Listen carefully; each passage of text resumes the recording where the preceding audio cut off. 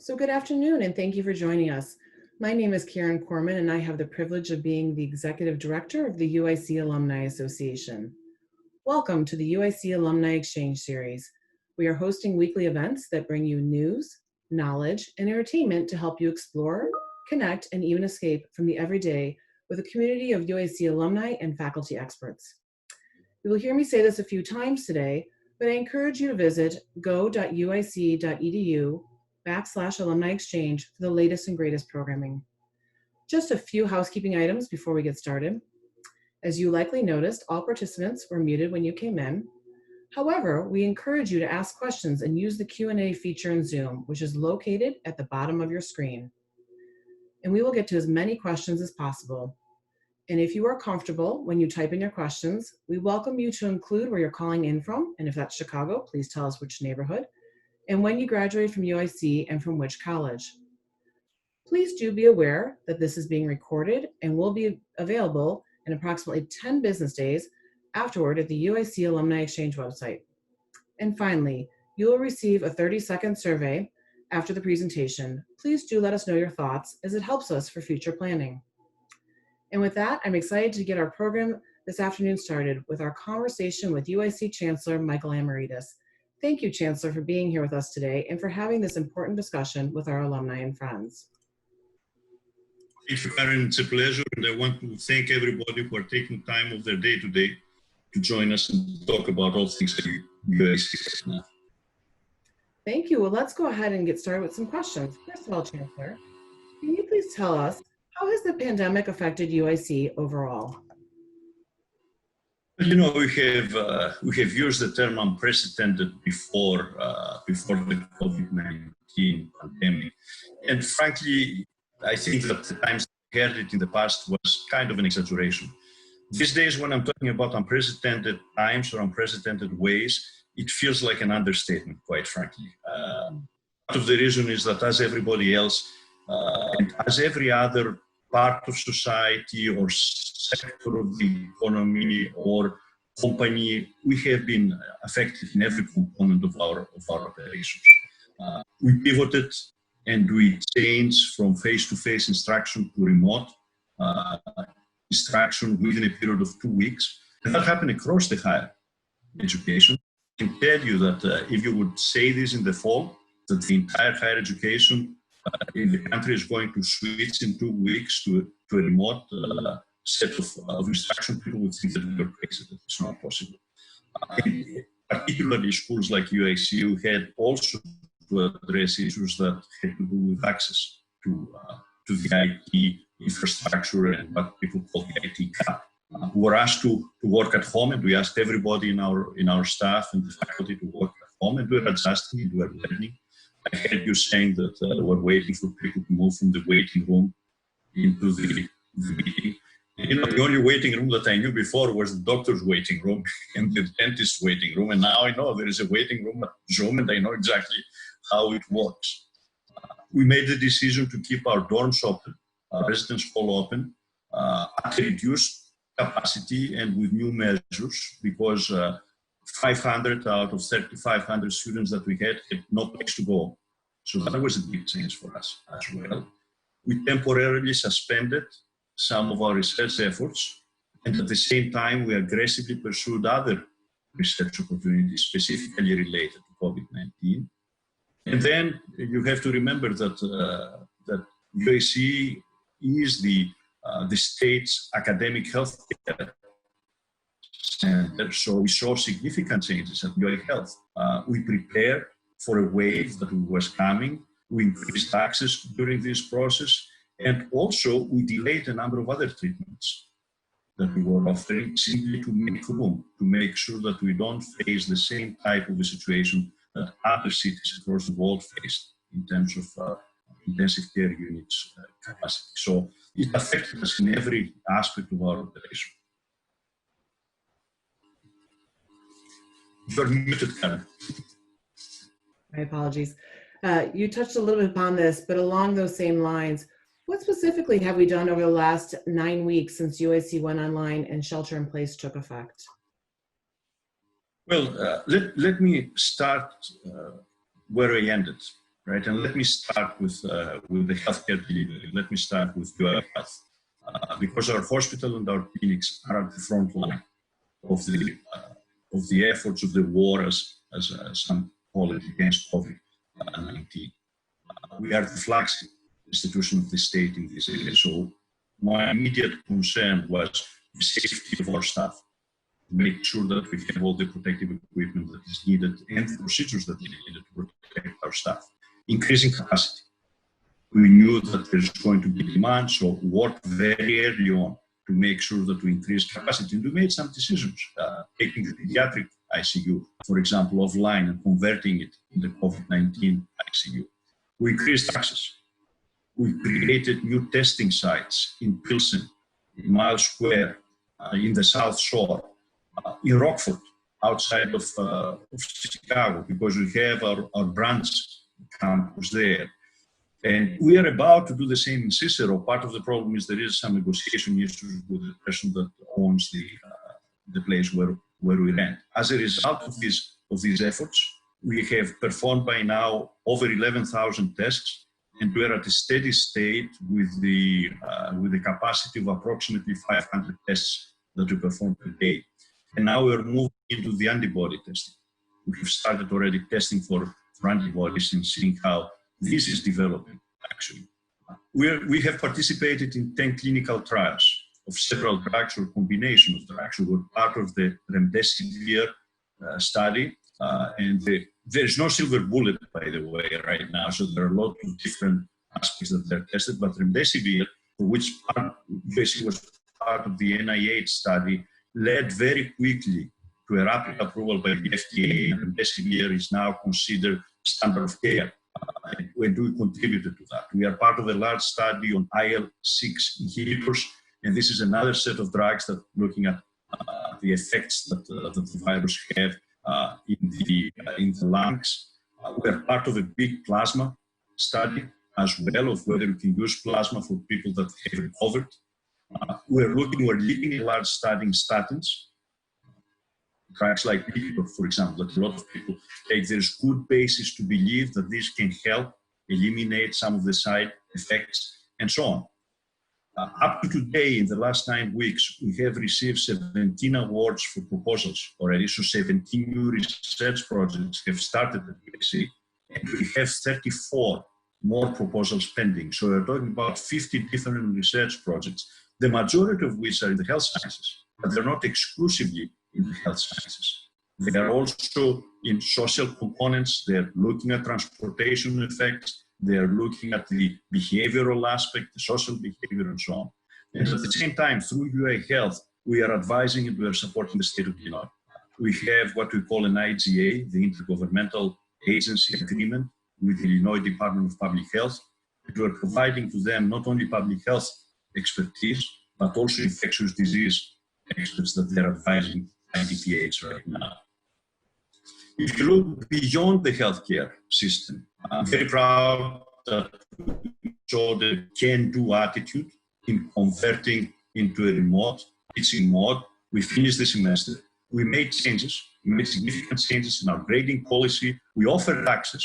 We mailed actually hundreds of laptops and hotspots to a number of our students that didn't have access to their phones because of financial, socioeconomic constraints they had. And we will continue to do an online instruction through the summer. And by the way, we have record enrollments for the summer this year, and through the orientation for the new class coming in.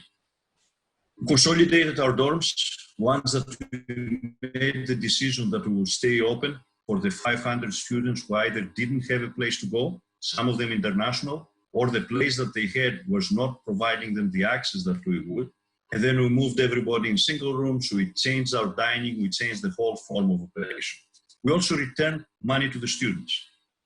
We returned the funds for the unused time in the residence halls and for a portion of their fees.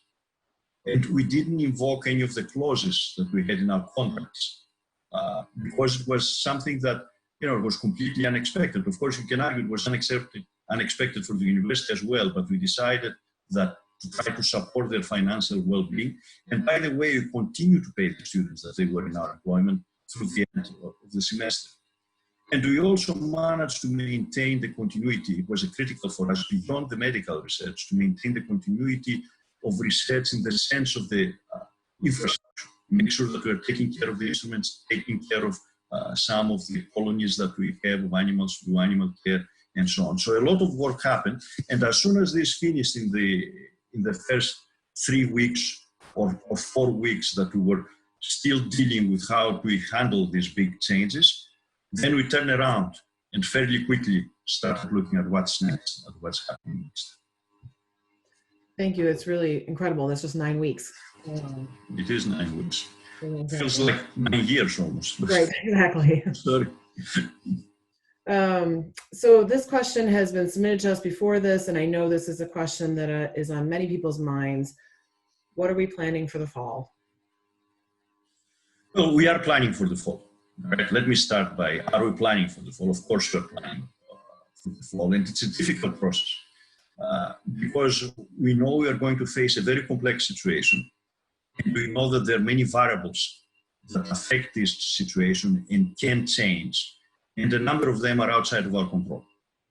So we're doing what we're calling contingency planning with several parallel scenarios, which basically means that we're wasting time on some scenarios that they're never going to materialize, but that's the best that we can do right now. And I think that I would summarize it as preparing for the worst and hoping for the best with many options in between that we're putting on the table. And I expect that as we get closer to the fall, we will be able to start discarding some of them and focusing on the most valuable ones. There are two driving forces there. One is the urge and the desire to reopen. For the last 2 decades at least, in higher education, and specifically at UAC, we kept telling our students, come to campus, stay on campus, get engaged with the faculty, get to know the other students, do a lot of common activities. You learn more outside of the classroom than you learn inside the classroom. Get engaged. And now we're telling them, stay at home, distance yourself. And there are ways, and some of them innovative ways, to get a component of it virtually, but it's not the same. And we hear this loud and clear from our students. So it's the desire of the students to come back, it's the desire of the faculty to go, and it's also the desire of the leadership of the university. At the same time, we have to balance this with the safety concerns and making sure that we protect not only our own community, not only our faculty, our staff, who are more vulnerable, by the way, because of the age differences than the students, and the students, of course, but we protect the surrounding communities. And at the same time, given that we have a number of students who still live at home, protect their families and their members as well. So we're trying to balance this. And what I can tell you about the fall is that we are going to have a hybrid model. Now, what do I mean by this? We're going to have a model in which some of the classes are going to be taught remotely and online, and some of the classes are going to be face-to-face. One decision that we made by now is that given our infrastructure, and that's characteristic of the urban universities like UIC, our physical footprint is smaller than the footprints of universities that you see in different areas. We have vertical construction. And as a result, the density of the students that we have per square foot is higher in these cases. So that makes it even more difficult for urban universities to maintain social distancing. So looking at our infrastructure, it's clear that we are not going to be able to maintain any reasonable distances in the fall, which by now we are sure that we will have to in very large classrooms. So we already made the decision that classrooms over the size of 70 students will be taught online.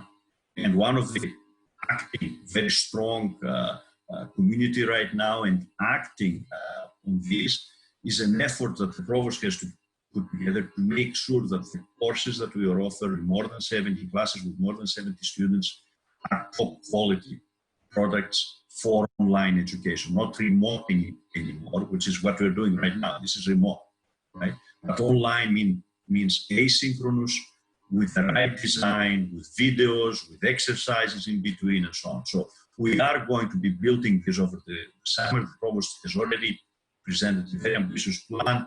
the faculty are moving in this direction. It will cost some money, but we will have at the end high-end product in this area.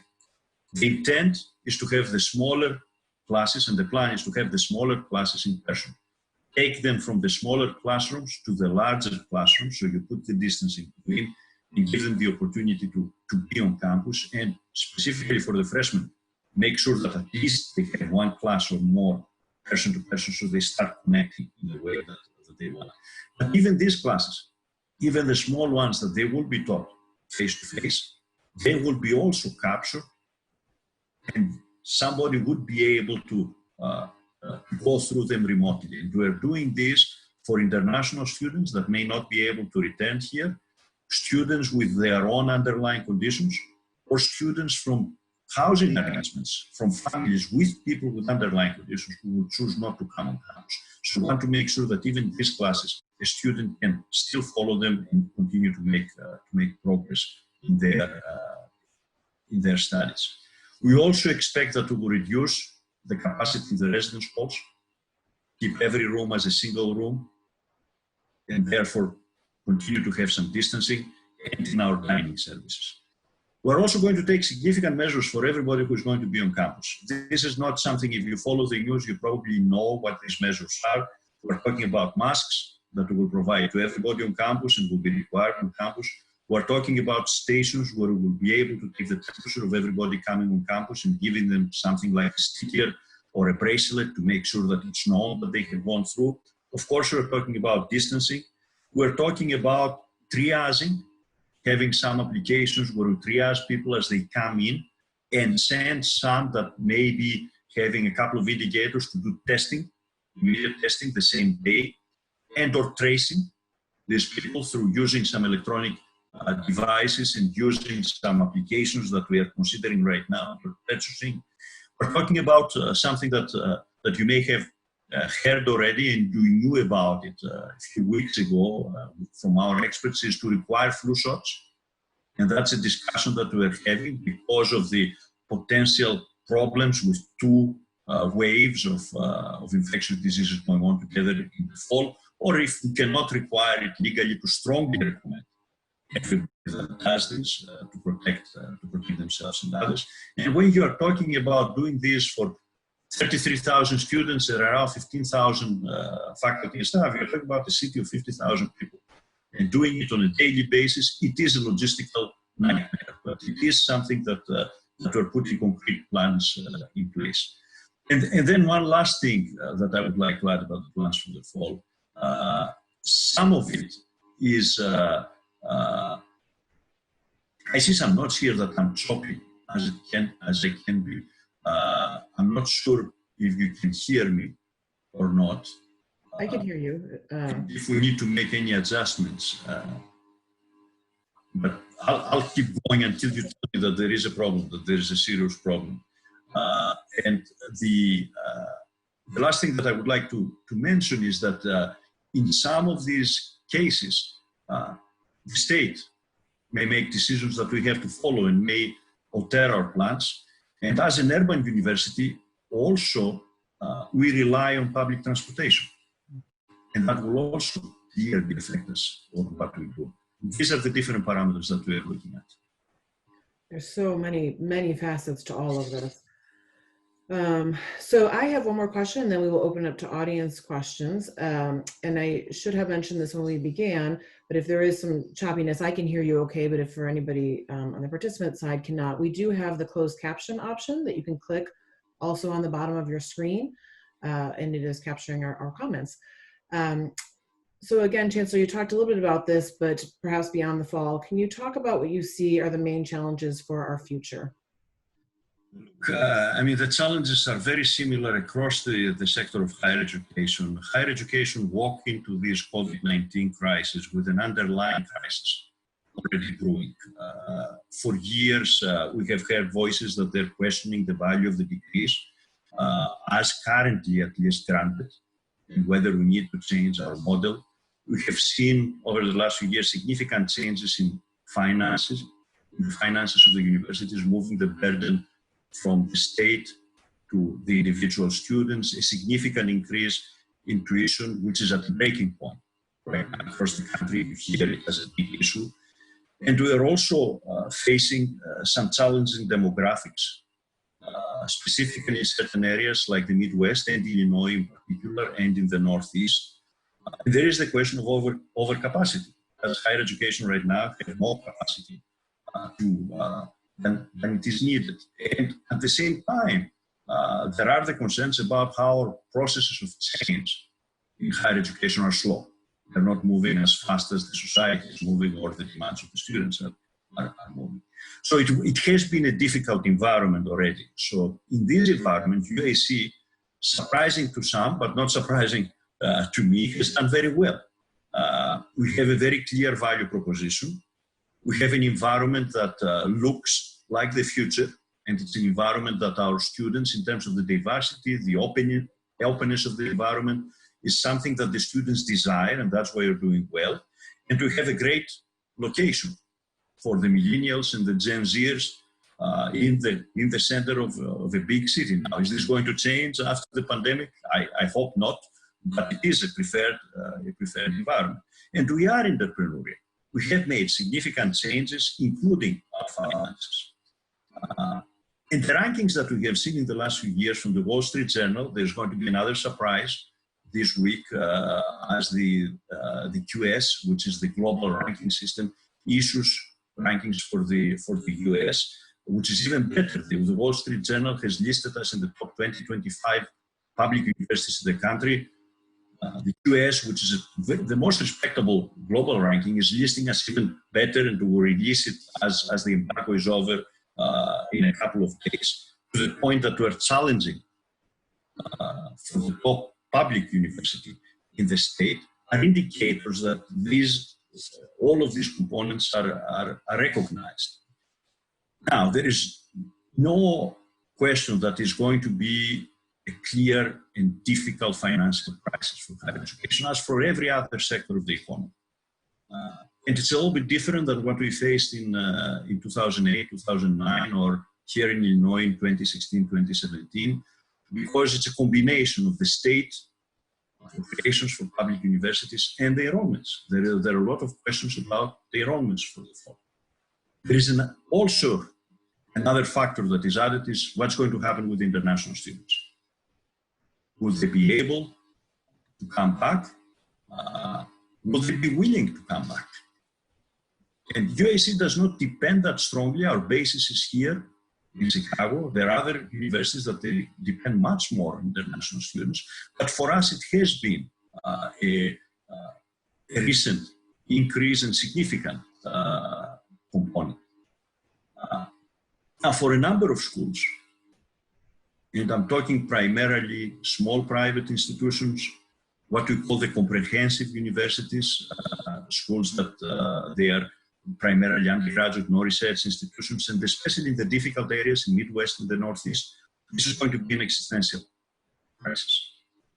And if you listen to the experts, they believe that a number of them will be the end of the institutions as we know them. This is not going to be the case for UAC. UAC is strong. UAC has been growing. We have a very strong support basis from, especially from Chicago in terms of students, but from the state of Illinois as together. So it's not an existential crisis for us, but we're not immune to the difficulties that we will face. And I expect that the next year is going to be a very challenging fiscal year, and there are going to be changes that we need to make. I remember in 2017, it was the second year of the budget impasse that we had, and we didn't know when it's going to end. FY16 was one of the worst years, and then FY17 appeared to be similar, very similar. And during the State of the University address, I used an expression that some people may still remember. I said that now is the time to escape forward. I honestly didn't want to have to say this ever again in my life. But here we go again. It is the time again to escape forward. What does this mean? Right, is that we run ahead. We focus on the long-term solutions, and even the surprise forward, the escape forward phrase may have also an element of surprise, right? We surprise people with what we do. How do we do that? We focus on our core values, protecting our community, delivering excellent education and clinical care, being innovative in our research and being innovative in the way that we conduct our business. And this is exactly what we do in our plan. So yes, there will be challenges. We'll face them head on. Is the message. Escape forward. It's inspiring though on that one. Let me turn now to some participant questions, and please feel free to go ahead and send more questions in the Q&A as we're talking. The first question, is there any consideration being made towards establishing a plan for instruction during the whole year in case of a second wave of the pandemic? Well, with the hybrid system that we're preparing, we will be ready at any point during the fall or the spring to switch back to the existing mode that we have. So the assumption is that there is going to be a significant decrease by August, that we are going to be in phase 4 of the stage plan, according to the governor, which will allow us to open. And I mentioned all the different plans and the measures that we will take. But if things change later in the fall, because when people talk about second wave, they're talking about later in the fall, in October, in November, we'll be able within days, not even a week, less than a week, to pivot again and go to the same mode that we went in April, and we will be much better prepared at that time for this time around. Not that we did badly. No, exactly. Okay, so another question. And you touched upon this just briefly before. This comes from Joel Holtzman, who I think you even know. Will the decision to reopen UIC under what restrictions be made by UIC, the University of Illinois system, or the governor, or a combination thereof? Well, the governor calls the shots, right? Any order that the governor puts out in terms of the size of the gatherings in a certain space, or a stay-at-home order, immediately will follow the governor's orders. So provided that the governor lifts the stay-at-home order, which allows us to bring people back on campus, and provided that maybe they limit, because I expect that there will be limit up until the end of the summer, is 50, 100, whatever is the number, we will have to define the framework within which we're working. In terms of the system, we have our own planning group at UIC. The academic part of the group is led by the provost, by Susan Poser, and talking about what's going to happen in the classroom and the policies and the processes that we're going to use to prepare for that. And then there is an even much broader group, and to some extent more dealing with more difficult issues, because the classroom and the academic component in this case is just a small fraction of what's happening outside. You know, what's happening in the libraries, how do you bring the students in, how do we test them, what's happening in the residence halls, what do we do in terms of transportation. So this is led by John Coronado, who is our Vice Chancellor for Administrative Services. And quite frankly, I think that we're very lucky to have somebody with a long career in the Navy to organize people and do logistics in this particular case. John he was the ranking officer for Camp David for a number of years. So he knows how to try to organize groups and do it taking all the safety measures. So these two groups guide together with our experts. And I'm very grateful to our faculty members from public health and from the School of Medicine that informed to a large extent these decisions. At the same time, there is a similar committee, and a couple of our own folks are participating in this at the University of Illinois system. But I think that the system is going to help with general guidelines and help us also with some of the procurement issues that we can put together with Urbana and Springfield in order to get better deals. The system realizes that the situation in Chicago is very different than the situation of Urbana-Champaign, and is very different than the situation at Springfield. There are different issues, there is different density of population, there are different transportation issues. So I think that to a large extent it will be up to us how exactly we're going to operate within and under the guidelines and the framework that the governor sets for the entire state. Thank you for clarifying that, because I know that there can be confusion. And by the way, Karen, there is also the question of the city Yes. of Chicago. But I don't expect that the city will be more restrictive than the state will be. I may be wrong, but we'll see. Yeah, it's a really important point. Yeah. So this question is specifically about the law school. Will the law school be physically opening up, and will the ABA allow more online learning in consideration of shelter in place without accreditation problems? Yes and yes is the answer. I think the law school will follow the same process that we are following in across the campus. It's part of the campus. It's a separate location, and actually it's a little bit easier location to handle because there are only 2 or 3 entrances. So this way you can do the tests that we need to do and the checks that we need to do as people come in. Same story about the small classes versus the larger classes. And in terms of accreditation, I'm not 100% sure, but I will be very surprised if the ABA provides any problems or their committee on education, because we have seen all accrediting agencies for the last spring and of the professional schools be very flexible because they understand the issues that we are facing. So I don't expect any accreditation issues. Thank you. The next question is from Howard Marks, who you may recall, who's out in DC. Any thoughts around tapping into global academics to teach courses? For example, learning about the Italian Renaissance from an expert who lives in Italy.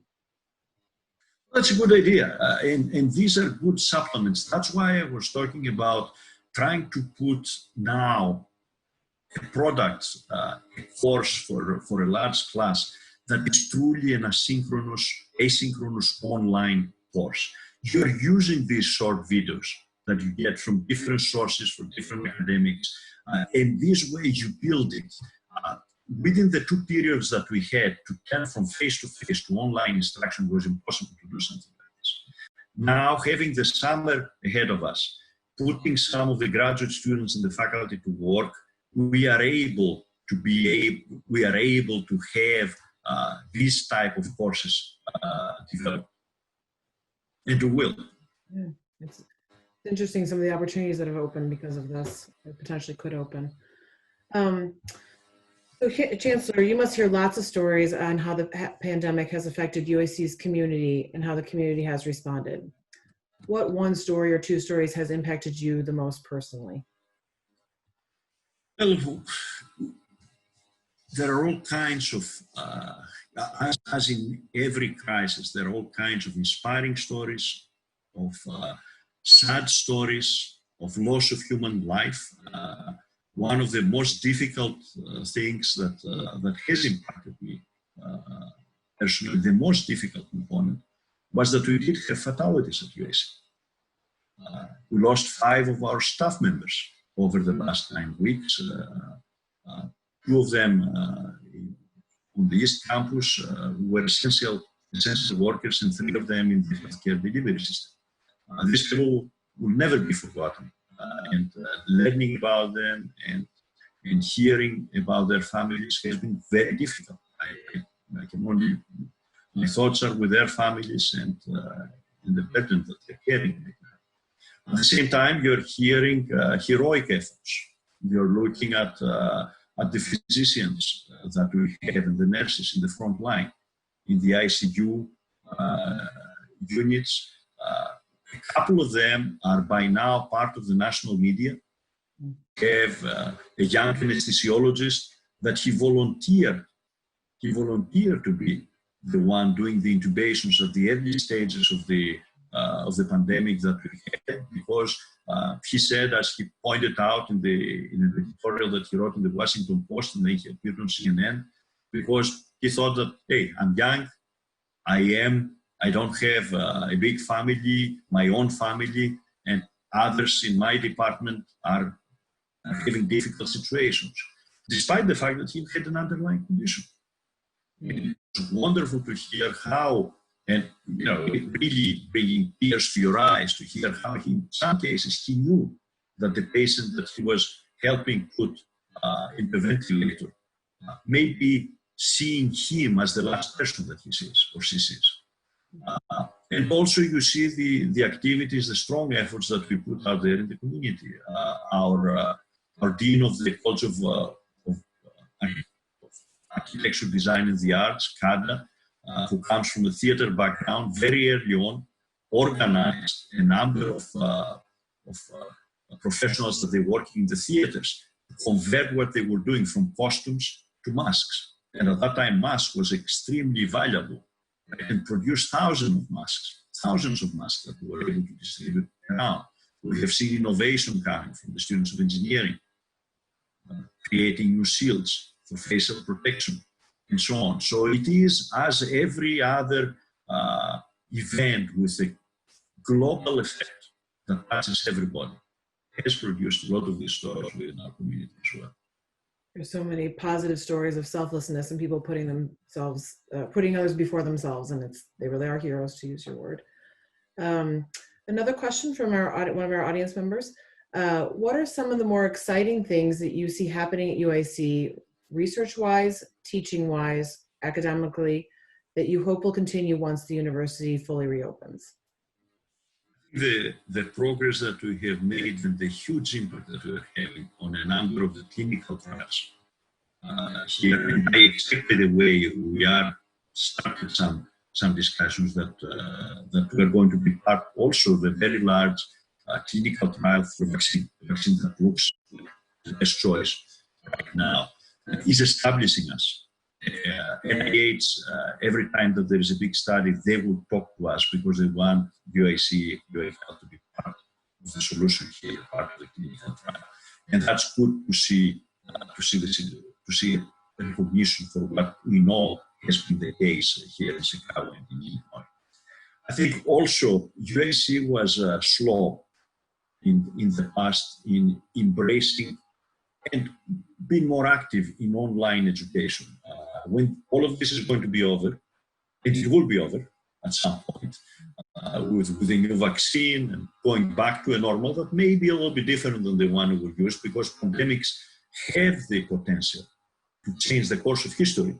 But I think that when this is going to be over, the experience that we have gained in delivering online courses may help us significantly in reaching populations that they are not able to come for face-to-face instruction on our campus. People that they have done half of their work and they, for different reasons, they went into the workforce and they need to complete their degrees.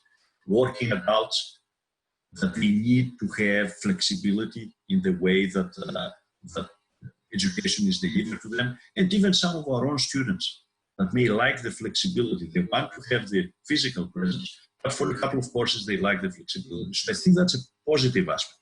The fact that everybody did this year, in the last 9 weeks actually, and got a flavor of it and saw that it's possible, would change, I believe, to a large extent, the way that we deliver in the future. Not that we'll replace the face-to-face instruction, but it may supplement and enrich the face-to-face instruction.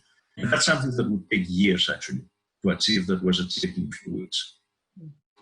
In many ways could potentially enhance also in the future. Yeah. So we have another question from Kevin D'Souza, who's in Australia. So Kevin asked, UIC has an extensive international network of alumni. What can UIC do to mobilize this network to help communities across the globe? And then how can alumni help UIC right now or in the near future? And I didn't put him up to this. I think it's wonderful that you're joining us, Kevin. It's what is it right now? It's early morning, in the middle of the night, right? So I'm glad that you're able to watch us, and that's part of what goes back to the previous question. That's what has changed. We saw that some of these barriers in distance can be broken. It can be broken fairly effectively. We have 130 people that they're watching today, and they're part of this discussion. And that's one of the largest events of alumni for UIC that I have attended in my 5 years here.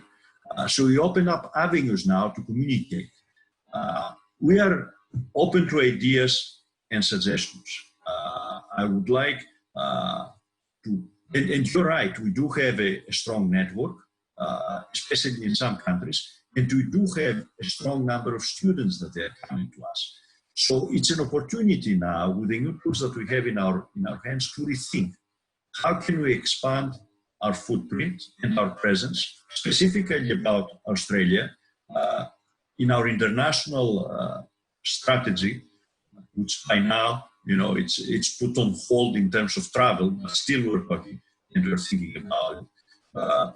Part of it was to create a network of 6, 7, not too many universities, not 150 universities, but 6 or 7 key partners with which we will move into exchanges, we will create them, and one in each different region.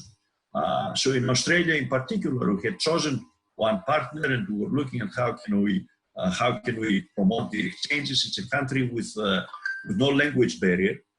So that's a good plan for the students to do the exchanges. So we're open to ideas, but the key that we're taking, the positive step because of COVID-19, is that it shows us that it's relatively easy to do, at least to the large majority of us, because others knew this already. Yeah, I have found through doing these alumni exchange programs, that's one of the greatest things, that we are able to connect with people all over the world and during the day or whatever time of day it is, to keep them connected to what's happening at UIC.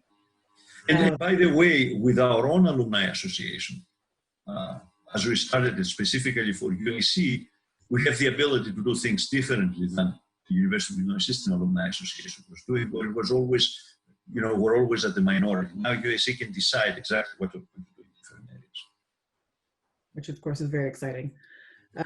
Changing gears a little bit, there's a question about, will there be any tuition fee reduction for the fall of 2020 for out-of-state international students?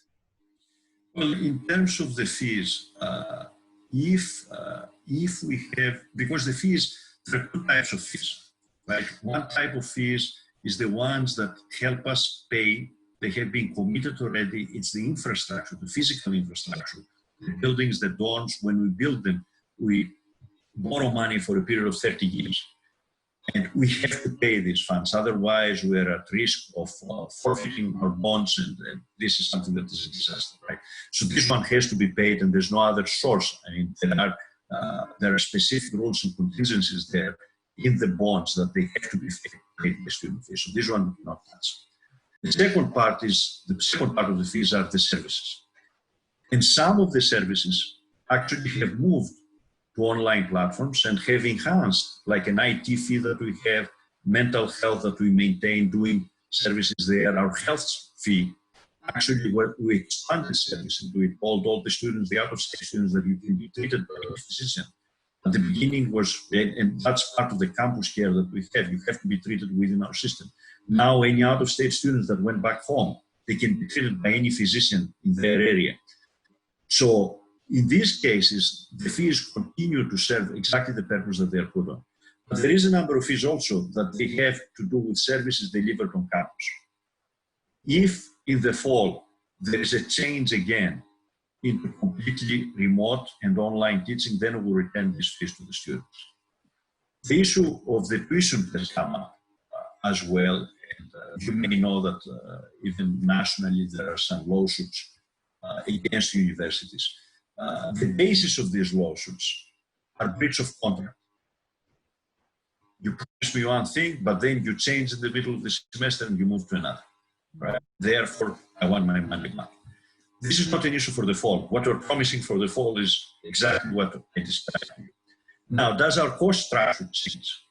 And therefore, do we need to charge less tuition? And unfortunately, the answer is no, because our cost structure remains the same. We are not using large type of canned courses without faculty to deliver online education, which is what the for-profit institutions do. We're using the same faculty, the same time that they're spending, and they will be available face-to-face, but through a remote process. So there's no ability to change the tuition for the fall. There's no room. The only thing that I can see is the service fees, again, if the services are not delivered. It's an important distinction, particularly with the faculty, because our students are still receiving the same quality of education. It's just in a different medium than in the past. The same credentials. Exactly. Getting the sources and they're getting the credentials. Another question. So how will the situation affect the development of the Cancer Center? Well, at this point, this is too technical for me. We're getting into details that I'm not 100% sure. The Cancer Center is a priority for us. We are in a transition period in terms of leadership of the Cancer Center because the former director has moved to another institution. So one direct effect that this crisis has on the Cancer Center is that it will delay the process of hiring, because it's very difficult to hire under these conditions. Nobody is ready to move within a few weeks from where we are. Other than these, the technical aspects of the Cancer Center, I don't see any changes taking place. The commitment is there for us moving ahead to achieve NCI designation, which is a very prestigious component, puts us in the top 60 cancer centers in the country. And that's the effort that we have been building and investing on. And I don't have any indication that this is going to change. The only thing that I can see because of the crisis is a potential delay in the new leadership coming in. Maybe along the same vein is another question about, will the pandemic delay any major building projects such as the outpatient surgery center? Or is it? The outpatient surgery center will not be delayed. That I can answer directly. And the reason is because it does not depend on state funds, because it is absolutely needed in order to increase the capacity in operating rooms, and we will need this now more than before, because we need to catch up with the cases that they have been delayed specifically because of COVID-19, and because the developer that we have selected is able to deliver the project. In fact, we finished with the external approvals just a few days ago. The state gave us the final approvals that we need. In terms of other capital projects, the answer is possibly yes. And I'm saying this because a couple of buildings that we have that they were moving forward, we were in the design phase, they depend on state funding. So while I want to be optimistic, and I believe that we will get the state funding, the when becomes an issue. So we may see a delay of a few months in these cases, especially if the state capital plan gets delayed. So you had touched upon this question or this point a little bit earlier, but Priscilla in Oakland, and I'm not sure if it's Oakland, California or Oakland, Michigan, is asking what work our hospital is doing in the area of vaccines and antibody tests. Well, in terms of vaccines, we're in the process, let me put it this way, of negotiating our participation and getting the approvals. It will take a little bit of time, but getting into a big clinical trial for one of the leading vaccines. More information, I cannot disclose it right now because there are discussions with other institutions and so on. But I expect that start in another few weeks, we'll be involved in one of the biggest clinical trials in terms of vaccines. In terms of antibody testing, we have established our own facility. We received one of the key pieces of equipment that is coming from the leader in this area, because in the antibody testing there is a lot of questions, there are a lot of unknowns and doubts about the false results that you can get. But we're dealing with the standard right now, the gold standard, and we have started part of it. Still, what do you do with the data? How exactly it is interpreted? How often do you do it? This remains an open question. So we are at the cutting edge, I would say, of the healthcare delivery systems that are looking into the antibody testing. I know that we have almost 2,000 tests that they have been conducted so far. And we have capacity to do 600 to 700 tests a day. But this is a blood test that we're talking about, so it needs to be drawn and so on. So this is in the process of ramping up the capacity and then again, interpreting correctly the results that we see. Thank you. A little bit of a change of question. Virtual professional development is extremely popular right now. Is UIC open to expanding the UIC Extended Campus by adding more online professional development classes for various certifications? That's a great question, and this is the discussion that I'm having the last few days, inside and outside UIC. So yes, the answer is a very positive, very strong yes. we are interested in, we should be doing this. And it's not part of the classical degree programs that we have, but it's basically some kind of a combination of different modules from different courses to be able to give people that may be looking to a different job or maybe looking at opportunities between jobs in this period to prepare them for this. I heard the former mayor, Rami Minor, talking at CNN yesterday at the Farid Zakarios show at GPS, the Global Public Square, and talking about rebuilding. Right? That instead of giving people unemployment benefits, give them opportunities and give them a check to be used towards retooling, reskilling people who have been in retail, for example, or have been in entertainment, give them an opportunity to do so. And that resonates very well with our mission. And this actually is very well aligned with extended campus. So, yes. So I also heard you just say, stay tuned for more information. Yes. Okay, this question is about commencement. If we're able to have an in-person commencement program for May 2021, would you be open to inviting spring 2020 and summer 2020 grads back to participate?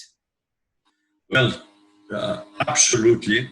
And we promised our graduates that we will have a face-to-face commencement. We went through the virtual commencement. It was weird because I was in the forum and I was in an empty forum alone with 3 people that they were recording me with masks, and it didn't feel, and it was not the commencement that we were used to. So we made a commitment to the students that when the conditions allow, if it's going to be in December, we will allow it in December. If it's going to be next spring, but we want the class of 2020, or at least those who can afford at that time to come back and celebrate. And I don't know whether we'll put them together with the class of 2021. We don't have to. We can do something separate for the class of 2020, but that's a commitment that all of us have, that we want this to happen. We want to see the class of 2020 walk through the stage. Maybe we'll not be shaking hands by that time. We'll change our habits, but we want at least to pretend that we're shaking their hands. Well, and I know that's a very important part that we continue, that we celebrate them and they understand how important that they are to us. Or maybe we bump elbows, or who knows what we're going to be doing. Or something, yes. But I think that's the virtual commencement was nice for now. And I know just from being at commencement ceremonies with you that one of your favorite parts, I believe, is hearing all the cheering and the celebrations for people and really being able to have that opportunity to acknowledge their hard work. I think we have time for probably one more question. So the last question is, how is UIC working to help recent graduates with finding jobs and the current students, and current students stay in touch with networking and potential internships and job opportunities? So Karen, I'll let you answer the networking. Okay.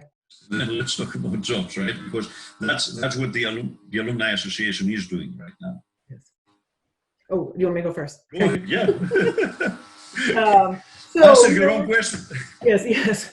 So we are working, as the Chancellor had mentioned, we are switching to all things virtual. So right now we have the Alumni Exchange program that you are participating in, and are trying to create those networking opportunities. We just worked with our graduating 2020 class, and we had a celebration of a virtual grad fest where we engaged with them to make them aware of some additional programming that is coming up specifically for them. But much like you heard about Extended Campus, I would say stay tuned because there's a lot more coming, because we know how important it is to have networking opportunities, and we will figure out how to do it in this virtual world, whether that's virtual, for lack of better words, happy hours and ways to connect until we can be physically together. Answer the other part about career opportunities as our graduates are finding out. It's a very challenging environment these days.